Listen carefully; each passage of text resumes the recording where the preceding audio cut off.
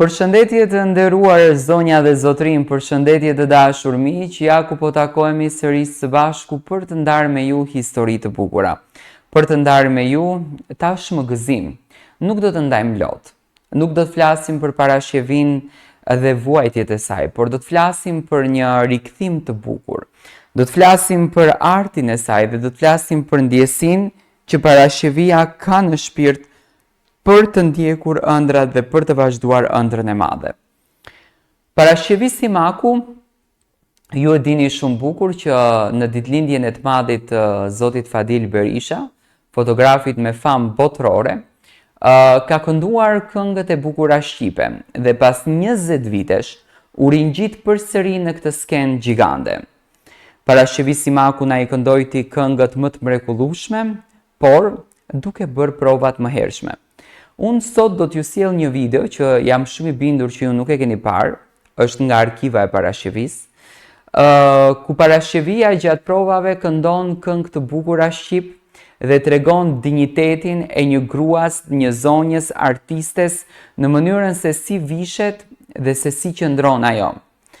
Parashjevia ka një klasë të paparë, parashjevia ka një stil unik, ka një qëndrim unik. Tregon një botë interesante, kënga që riktheu parashjevi Simakun bërë një bujtë madhe dhe sot parashjevia është më e lumtur se kur, me syze në sy dhe me një veshje shumë interesante dhe tërheqëse për syrin e publikut që në fakt për të bërë veshje të këtilla duhet jesh vetëm artist, që të kesh këtë botën e madhe për të krijuar veshje të këtilla. Parashjevia jetoi të gjithë momentin dhe gëzoi të gjithë çastin. Ajo dha vetëm dashuri dhe ngrohtësitë e publiku dhe bëri që të komentohet për natyrën e mrekullueshme që ka ajo. Rikthimi në jetë i parashjevis, çfarë solli te ne? Solli këtë gruan shqiptare që në Shtetet e Bashkuara të Amerikës për Eltonin, për zonjën Tata dhe për të gjithë këtë familje të vogël por me shumë dashuri që parashjevia ka, gatuan ushqime tradicionale kavajase, por edhe tiranëse. Gatuan ushqimet e bukura të Shqipërisë dhe parashjevin e ka kthyer në vitet e nostalgjisë, ku parashjevia ka marrë mësime nga nëna e saj e ndjer, e cila nga kjo botë u largua me dhimbjen për fatin, për vajzën e saj. Një nënë e cila lotoi që nuk ja preku do dorën të bijes, por unë besoj në faktin që shpirti jeton dhe shpirti është gjithmonë pranë nesh, ne nuk e shikojmë, por ato na shikojnë, dhe sot fal Eltoni Lirianit kjo nën pret në paqe e lumtur, sepse vajza e saj gjeti një ngrohtësi. Vajza e saj u ribashkua me familjen e saj, me djalin e saj dhe sot është e gëzuar dhe hynore. Do doja të ndaloj pak këtu para se të sjell këtë videon. Të dashur ju njerëz të cilët keni qëllimin për të bërë keq, ju njerëz që para vetes së juaj nxirrni egoizmin, nxirrni urrejtje, nxirrni inatin, mundoheni që të prekni në rrugën e tjetrit për të shkatëruar imazhin e tij, për të shkatëruar ëndrrën e tij, për të shkatëruar dashurinë e tij të madhe që ka për muzikën, për artin, pa marrë parasysh. Ju njerëz të cilët jeni kaq të ftohtë në raportet njerëzore dhe një njeri që ka talentin, fenomen që gjithmonë ka qenë tek populli shqiptar, një njeri që ka talentin mundoni ta shtypni në këmbë. Ne shqiptarët e kemi një defekt që ne gjithçka të pranojmë, suksesin nuk ta pranojmë. Jemi një popull që kemi një urrejtje brenda vetes tonë për suksesin e tjetrit dhe për talentin që ka.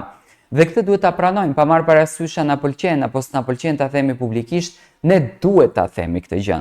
Ne duhet ta kërkojmë këtë gjën dhe ne duhet ta ngrisim zërin për këtë gjën, se në qoftë se ne nuk flasim, në qoftë se ne nuk e ngrisim zërin, ne nuk kemi ndërtuar asnjë diçka në jetën tonë.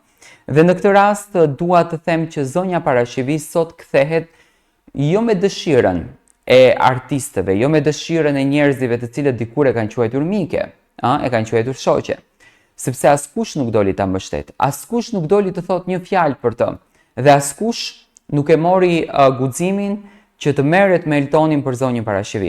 Por ajo doli vetëm e vetëm me dëshirën e Zotit edhe me dëshirën e disa individëve të cilët luftuan ndaj çdo guri për ta rikthyer këtë grua në skenë. Dhe sot kjo artiste është kaq e lumtur dhe kaq e gëzuar duke kënduar po këtë këngë në prova. Ndiqeni video në vazhdim.